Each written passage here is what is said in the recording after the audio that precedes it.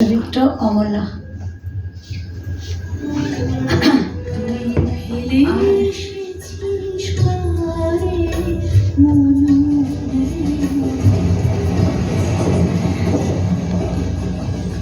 আজ 12 বছর পর আমি আমার স্বপ্নের গ্রাম আনন্দপুরে ফিরছি।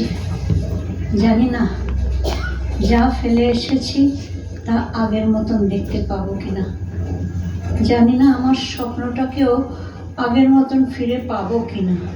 জানি না বিশ্বায়নের বিভৎস দূষণ তাকে কতটা ক্ষতবিক্ষত করেছে।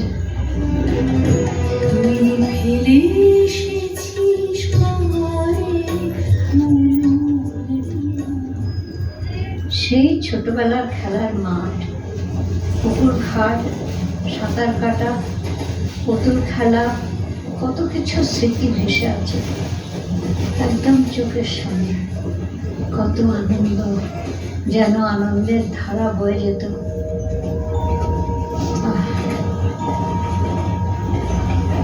তারপর যৌবনের অনেকটা সময়ও এখানে আনন্দে কেটেছে, কিন্তু চিরদিন একই রকম তো যায় না। আমারও একই রকম গেল না। মেয়ে তো বড় হয়েছে, তাই আমার অনিচ্ছা সত্ত্বেও বিয়ে দেওয়ার চেষ্টা করা হলো, কিন্তু আমি তো চাই না। তাই আমার স্বপ্নের গ্রাম ছেড়ে আমাকে চলে যেতে হলো অনেক দূরে। এ ব্যাপারে আমার মা অবশ্য দোষী নয়। মায়ের আদর্শ এবং ইচ্ছে অনেক বড়। মা চেয়েছিলেন আমি একজন সৎ IAS অফিসার হয়ে এই গ্রামের স্বপ্ন পূরণ করি। গ্রাম ছেড়ে অনিশ্চয়তার পথে বেরিয়ে পড়লাম। জীবনটা তখন সুখের হয়নি। চলার পথে লড়াই করতে করতে আমি তখন প্রচণ্ড ক্লান্ত। আর এমনি করেই 12টা বছর কেটে গেছে। এই 12 বছর আমার জীবন পথে মানুষগুলো আমাকে এতটাই বন্দি করে রেখেছিল, আমি কোথাও সঠিকভাবে যোগাযোগ রাখতে পারিনি। তবে IAS অফিসার আমি হয়েছি। আর আজ 12 বছর পর আমার জন্মস্থান, আমার স্বপ্নের গ্রাম আনন্দপুরে ফিরছি। সত্যি আমার ভীষণ ভালো লাগছে। তবে জানি না সেখানে কোনো পরিণতি অপেক্ষা করছে আমার জন্য।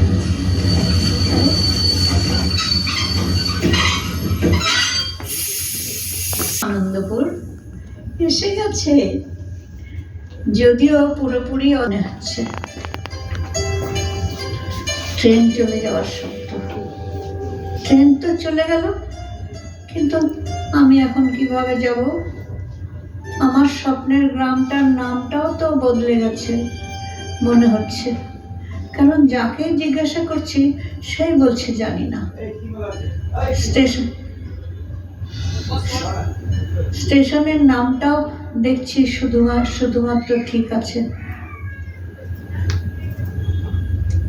কিন্তু গ্রামের রাস্তা, ঘর বাড়ি সবই তো বদলে গেছে। 12 বছর পর এত পরিবর্তন অবশ্য 12 বছর কম তো নয়। এখানে আমার শ্বাস প্রশ্বাসেরও কষ্ট হচ্ছে। স্বপ্নটা মনে হচ্ছে ভেঙেই গেল। জানি না আমার বাবা আমাকে ক্ষমা করতে পেরেছেন কিনা। তার অহংকার আজও কি পরিমাণে আছে। আমার মা আমাকে পালাতে সাহায্য করার জন্য তারও কি শাস্তি হয়েছে? আর আমার সবচেয়ে কাছের মানুষ, যার হওয়ার কথা ছিল, সে কেমন আছে? ওর জন্যই তো আমার বাবা আমাকে জোর করে বিয়ে দিয়ে দূরে সরিয়ে দিতে চেয়েছিল। কিন্তু আজ 12 বছর পরে আমার মনের মানুষটাকেও কি খুঁজে পাবো? আমি যখন গ্রাম ছেড়ে চলে যাই, সে অবশ্য বাধা দিয়েছিল আমাকে, কিন্তু আবার বাবার প্রভাব প্রতিপত্তি ওই বাধাকে বিষাক্ত করে দিত। তাই সেদিন আর ওর কথা শুনিনি। ওর মনে দুঃখ দিয়েই আমি গিয়েছিলাম সেদিন। 12 বছর কেউ আমার খবর নেয়নি। তাহলে সবাই কি আমাকে ভুলে গেছে? জানি না। দেখি আমার স্বপ্নের জগৎটা কতটা পরিবর্তন হয়েছে। কালো নাম রিক্সার হর্নের স্বপ্ন। আরে, ওই রিক্সাওয়ালাকে খুব চেনা চেনা মনে হচ্ছে, কিন্তু ও কি আমাকে চিনতে পেরেছে? আমার ছোটবেলায় আমাকে স্কুলে দিয়ে আসতো, আবার স্কুল থেকে বাড়ি নিয়ে আসতো। বয়সও তখন খুব কম ছিল। ওদের গরিবের সংসার, তাই খুব কম বয়সেই ওকে রিক্সা চালিয়ে রোজগার করতে, সংসার চালাতে হতো।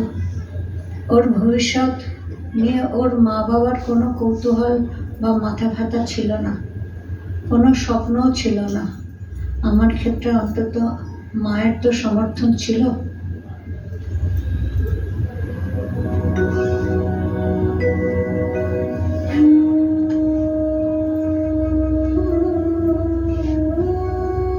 রিক্সাওয়ালাকে আমার পরিচয় দিইনি। গ্রামের নামটা বলতে চিনতে পারলো, কিন্তু বলল ও নাম এখন আর নেই। জানেন দিদিমণি, ওই নাম এখন আর নেই। এখন সব পাল্টে গেছে। আমার বাবাকে মনে আছে কিনা জিজ্ঞাসা করতে গিয়েও বারবার ভাবছি, যদি না চিনতে পারে, অথবা আমার কোনো পুরনো কথা জিজ্ঞাসা করে, অথবা এখনকার কোনো খবর দেয়। যেতে যেতে বারবার ভাবছি কি করব। তাহলে কি জিজ্ঞাসা করব?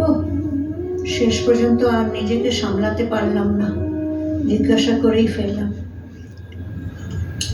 কাশীনাথ বাবুকে চেনো? বেশ গম্ভীর হয়েই বলল, গ্রামের সবাই চেনে ওই মানুষটাকে। কিন্তু দিদিমণি, ওই মানুষটাকে তোমার কি দরকার? রিক্সাওয়ালার নামটাও নিশ্চিত করে নিয়েছি, ওর সেই বুদ্ধ নামই আছে। বুদ্ধ বলল, কাশীনাথ বাবুর অমলা দিদিমণি পালিয়ে যাওয়ার পর প্রচণ্ডভাবে ভেঙে পড়েছিলেন মানুষটা। দিন রাত মদ খেয়ে বসে থাকতেন।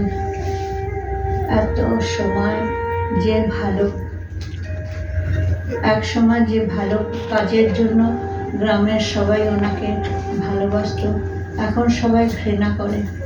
আপনারই দেখলে দুঃখ হবে। মানুষটাকে করুণ স্বরেই জানতে চাইলাম। আর ওনার স্ত্রী সরলা দেবী, উনি কেমন আছেন? এ প্রশ্নের উত্তরে বুদ্ধ চোখের জল এসে গেল। প্রায় কাঁদতেই বলল, গ্রামের উন্নতি সামনাসামনি কাশীনাথ বাবু করলেও আসল উদ্দেশ্য ছিল তো গিন্নিমার। গ্রামের প্রায় সব মানুষের কাছে উনি মায়ের মতোই ছিলেন। জানতে চাইলাম তার কি অবস্থা হয়েছে। বুদ্ধ কাঁদতে বলল, গিন্নিমা আর নেই, গিন্নিমা আর নেই। আমি অবাক হয়ে জানতে চাইলাম, নেই মানে কি হয়েছিল? বুদ্ধ কেঁদেই চলেছে। ওর এই করুণ কান্না আমাকে বুঝিয়ে দিল মায়ের সম্পর্কে। কথা বলার মতো অবস্থা ছিল না। ভয়ঙ্করভাবে দূষিত হলো। আসলে আমার মাই তো ছিল আমার সব স্বপ্নের মূল। বারবার জিজ্ঞাসা করলাম বুদ্ধকে, কিছুতেই কিছু বলল না। কাঁদতে শুধু বলল, এই গ্রামের অন্য লোকের কাছে জেনে নিন দিদিমণি, আমি আর বলতে পারবো না। রিক্সা থেকে নেমে এগিয়ে চলেছি আমাদের বাড়ির দিকে। প্রকৃতির সব রকম সৌন্দর্য দিয়ে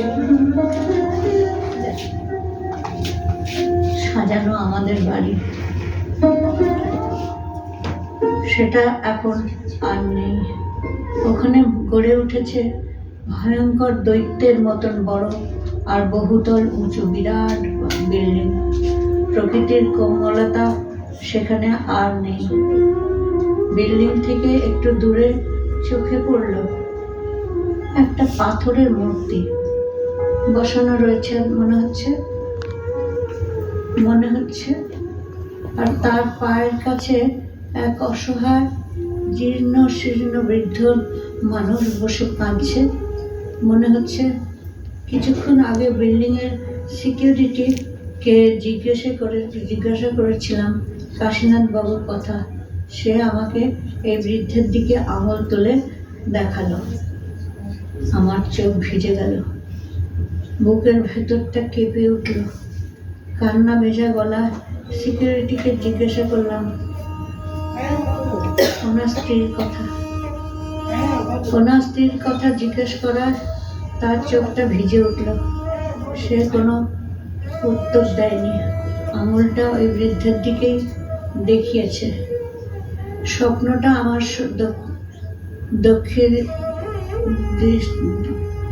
স্বপ্নটা আমার হয়ে গেল। তবুও মনকে শান্ত করে ধীরে ধীরে বৃদ্ধের খুব কাছে গিয়ে বসলাম।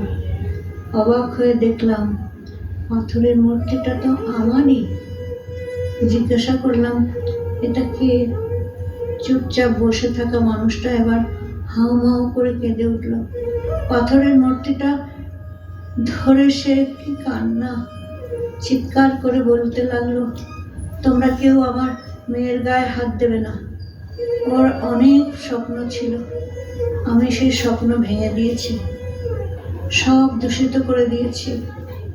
আর তোমরা ওকে স্বপ্নটাকে দূষিত করতে দেবে না। এখন থেকে চলে যাও, এখান থেকে চলে যাও। আমি শান্তভাবে জানতে চাইলাম, সরলা দেবী কেমন আছেন? আপনার স্ত্রী? কাঁদতে কাঁদতে উনি বললেন, আমায় ছেড়ে চলে গেছে। আমি ওর কথা শুনিনি। ওর মেয়েকে নিয়ে অনেক স্বপ্ন ছিল, আমি সব ভেঙে দিয়েছি। তাই অভিমান করেই সে চলে গেছে। জানতে চাইলাম আপনাদের সেই সাজানো বাড়ি কি হলো? কাঁদতে কাঁদতে বৃদ্ধ জানালেন, দূষণ রাক্ষস বড় হাঁ করে দাঁড়িয়ে আছে। রাক্ষসটা।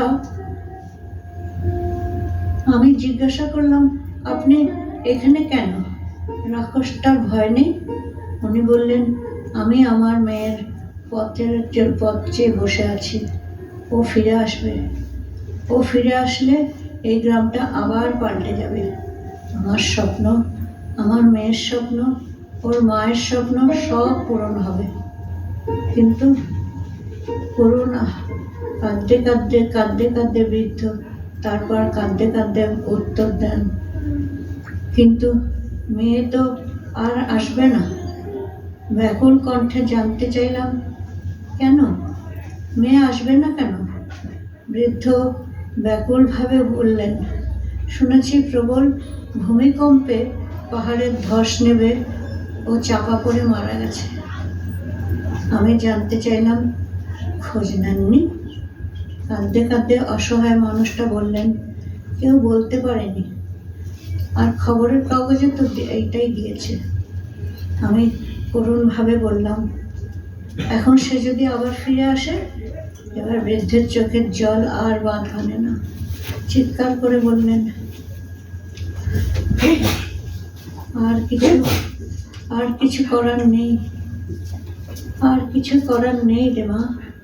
আমি বারবার আমার জীবনে ভুল করেছি, সবার স্বপ্ন দূষণ করেছি, আমি ঘটিয়েছি।